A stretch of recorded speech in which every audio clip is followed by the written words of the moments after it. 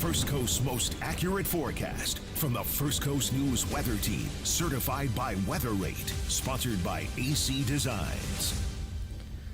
Good afternoon, everybody. I am meteorologist Ross Moomaw. We are preparing for our weather impact alert day tomorrow. Widespread rain and some isolated to scattered thunderstorms will be very likely really all day long tomorrow. So just to kind of start us off here, let's take a quick look what we have in store for the remainder of our Saturday evening. I know early this morning we did have a little bit of just some light rain, almost some light drizzle and sprinkles kind of roll on through. Because of that has helped to bring our moisture content, at least in the lower levels, a little bit higher. So it's a bit more humid out there. So some of those showers were actually evaporating before they hit the ground. A little bit of a different story here now this afternoon and continuing into this evening. Showers continuing to just kind of make their way in from the Gulf. So from west to east, most of these will kind of just wither away before they hit the I-95 corridor. But for all of our folks and friends who live out towards the I-75 corridor, you all are still seeing at least a little bit of some rain here on this Saturday evening. Now, this is all going to be coming from or ahead of a warm front that's going to connect to a low pressure system over towards Texas's Gulf Coast. So there's a warm front right there. You can kind of see those showers lifting off to the north and northeast.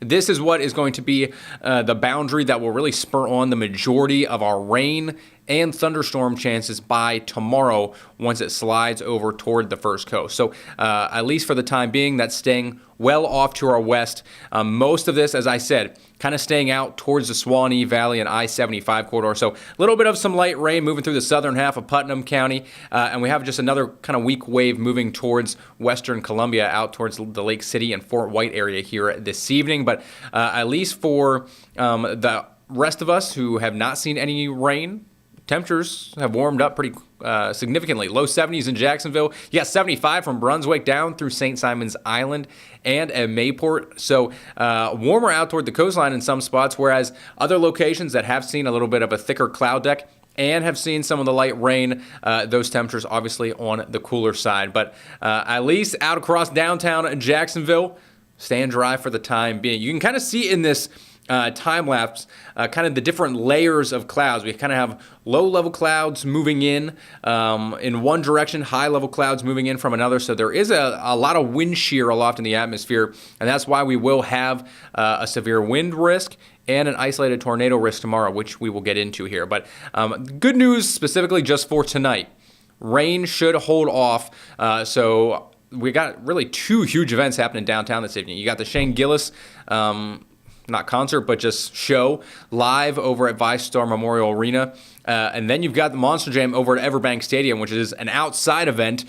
So a lot of people going to be packing into downtown. Shouldn't have to be worried about any rain. If you do happen to see some, it will likely be within about the next hour. And then after that, probably after about 10:30, 11 p.m. tonight, you might just start to see a little bit of some light rain move in here. So this is showing exactly that. By 7, 8 p.m., should be dry out there for nearly all of us. And then here comes the next wave of rain overnight and really more so into early tomorrow morning. So before dawn, very heavy rain moving in, not only across the Suwannee Valley, but all up across the Okefenokee, Charlton, Pierce, Ware counties, Glen, Camden, Nassau, Duval, even here around Jacksonville. Heavy rain will be on the way. And unfortunately, it's expected to continue throughout the entirety of your Sunday. So because of that, we do have that weather impact alert in effect for the entire day tomorrow. Temperature-wise, mid to upper 60s. It's really going to be dependent upon if you get stuck under, a wave of rain that continues to train over the same locations. Those spots will be much cooler than those that kind of just have some off and on showers here or there. Some of those locations that have a little bit more dry time, we'll also see their temperatures warm up a little bit as well. But not only just the rain, also the chance for some isolated thunderstorms, as we've said, have been or do have the capability of being on the strong to severe side. So this is the latest from the Storm Prediction Center. Marginal risk for severe storms. So by no means are we expecting a severe weather outbreak. But I do think some of the storms that do happen to develop or that are embedded in and along the warm front that we'll get into here could produce some gusty winds, anywhere from about 40 to 60 miles per hour. And although the tornado risk is very low, it's not zero, so that's something else we're also going to have to notice for. So this is kind of the shaded tornado risk area that we will be watching, and it almost is right along the Florida-Georgia state line. So for anyone who lives north of that green shaded area, you're going to have a more of a northerly, northeasterly wind north of the warm front. So you're still going to see a lot of rain, some of which could be heavy at times. Totals, could be upwards of 2 to 3 inches by the time this whole thing wraps up. But with regards to really just the severe weather threat specifically, north of that line and north of the warm front, you should be okay. Those northeast backing winds should keep you safe. Now, in the shaded green area, and again, that's pretty much from the state line southward, we're going to have a little bit more of a southwest flow at the surface moving in. So not only could you have a little bit of a heightened tornado risk, but also some gusty winds. Winds aloft at about 1,000 feet will be somewhere between about 40 and 45 knots, which is about 45 to 50, 52 miles per hour. So you got a 50 mile per hour wind, 1,000 feet aloft, and you get a downdraft of rain. That all gets pulled down to the surface because easily produce winds anywhere from 50 to even 60, 65 miles per hour. So something else we're also going to be watching. So here's just kind of another way to show what I tried to explain there verbally. So there's the warm front pretty much paralleling the state line. To the north, much more widespread rainfall expected, a little bit lower of a severe weather risk. For areas south of the warm front, what we typically call the warm sector, that's going to be a little bit more unstable air that could give rise to some stronger updrafts, some stronger thunderstorms. So isolated supercells will be possible there, and that's where your best chance will be for some of those gusty winds and perhaps the isolated tornado risk as well. So here's timing it out hour by hour for you tomorrow so you can plan ahead.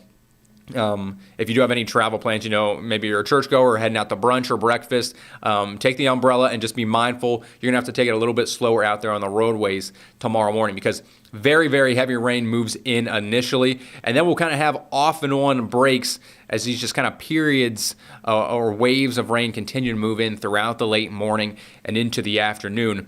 I would say by about 2 to 3 o'clock, we'll have enough daytime heating that could give rise to a few stronger storms. Also, the main circulation from the low pressure system will also be getting closer to the first coast. So that's just going to add another level of lift kind of to the atmosphere and to some of these rising parcels. All that meaning to say, once the system moves closer to us, your thunderstorm chance and potential severe weather risk is going to start to go up a little bit, probably after about 2 to 3 p.m. And then you're going to notice this here. As you head throughout the remainder of your Sunday evening, even after sunset, still going to see some very strong storms. That system continues to move a little bit closer to us. We're going to have a low-level jet start to kick in, which is really just an accelerated area of wind, again, about 1,000 to 2,000 feet aloft, if that, might even be 500 feet aloft, where the winds could be cranking out at 40 to 45 knots. So that, again, is going to increase the potential for severe wind gusts, but also potentially heighten the severe weather risk. And you can kind of see the model trying to depict some of these supercells trying to develop. If you peer in just to the southwest of Lake City, you can kind of see what we often can describe as that scorpion tail or a notch.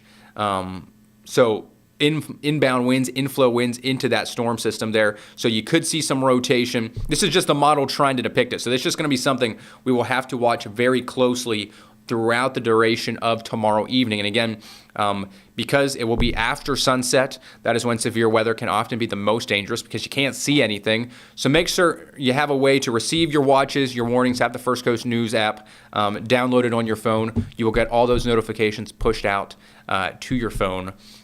If there are any other watches or warnings issued by the National Weather Service tomorrow afternoon and evening. So just something else keep in mind and make sure you and your family are prepared in case we do see any severe weather. Now, again, it is only a marginal risk. The way I'm talking about it, I'm kind of playing it up a little bit, but I'm really not.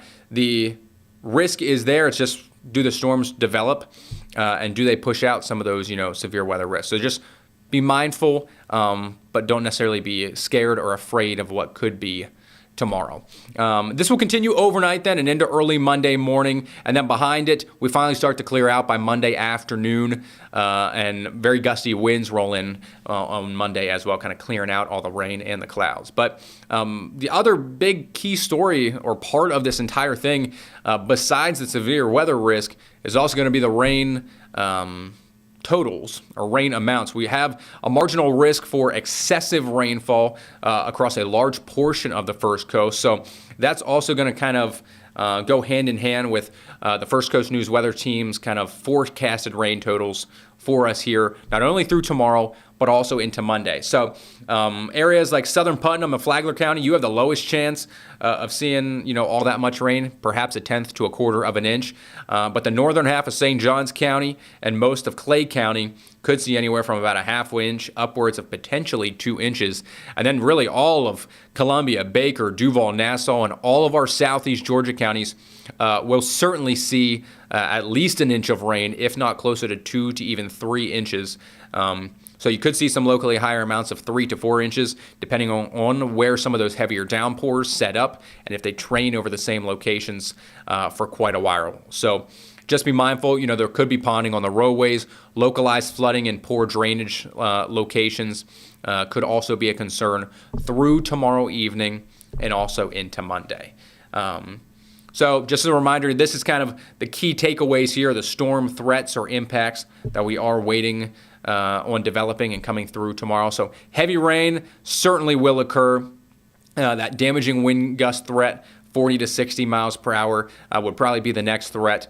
The brief tornado, we do not expect a tornado outbreak by any means, but I think we certainly could see at least 1 or 2 brief spin-ups.